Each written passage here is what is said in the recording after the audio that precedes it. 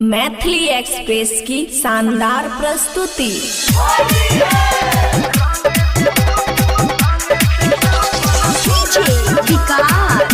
खुशी recording studio बलुआहा। होली में बनने तू रंगदार रे, रंगे में छौरा सूट सलवार रे। होली में बनने तू रंगदार रे, रंगे में छौरा सूट सलवार रे। नया ड्रेस हमर हेतै जियान, नया ड्रेस हमर हेतै जियान। होली में छौड़ी गे बूढ़ा नहीं मान, अच्छा रंगे दे अपन पूरा सामान। चल हट। होली में छौड़ी गे बूढ़ा नहीं मान, हे गे बूढ़ा नहीं मान, रंगे दे अपन पूरा सामान। होली में छौड़ी गे बूढ़ा नहीं मान, हे गे बूढ़ा नहीं मान, रंगे दे अपन पूरा सामान।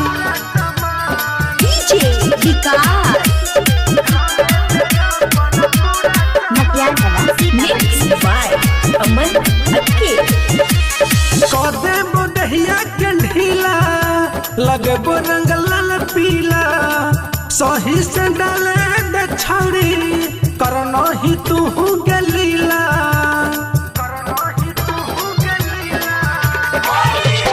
दूरे हटा पिचकारी, तोरे ने घर के बारी। माने तू हमर कहल कि हम छो समझदारी।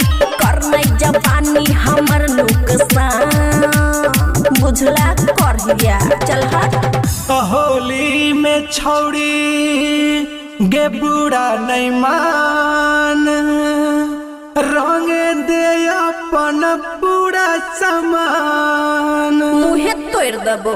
होली में छौड़ी गे बूढ़ा नहीं मान, हे गे बूढ़ा नहीं मान, रंगे दे अपन पूरा सामान। होली में छौड़ी गे बूढ़ा नहीं मान, हे गे बूढ़ा नहीं मान, रंगे दे अपन पूरा सामान।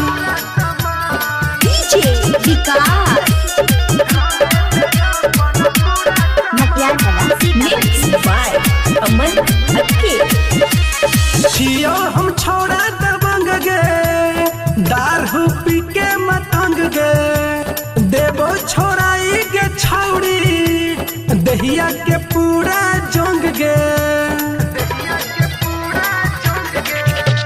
दूरे तू हट रे छौरा, लगे में सट रे छौरा। खुशिया बाबू के तू नामे में रट रे छौरा। राजा सनी नहीं करे हरा, बुझले करिया। होली में छौड़ी गे बूढ़ा नहीं मान, नहीं मानबो, रंग दे अपन पूरा सामान। आने होली में छौड़ी गे बूढ़ा नहीं मान, हे गे बूढ़ा नहीं मान, रंग दे अपन पूरा सामान। होली में छौड़ी गे बूढ़ा नहीं मान, हे गे बूढ़ा नहीं मान, रंग दे अपन पूरा सामान। खुशी रिकॉर्डिंग स्टूडियो बलुआहा।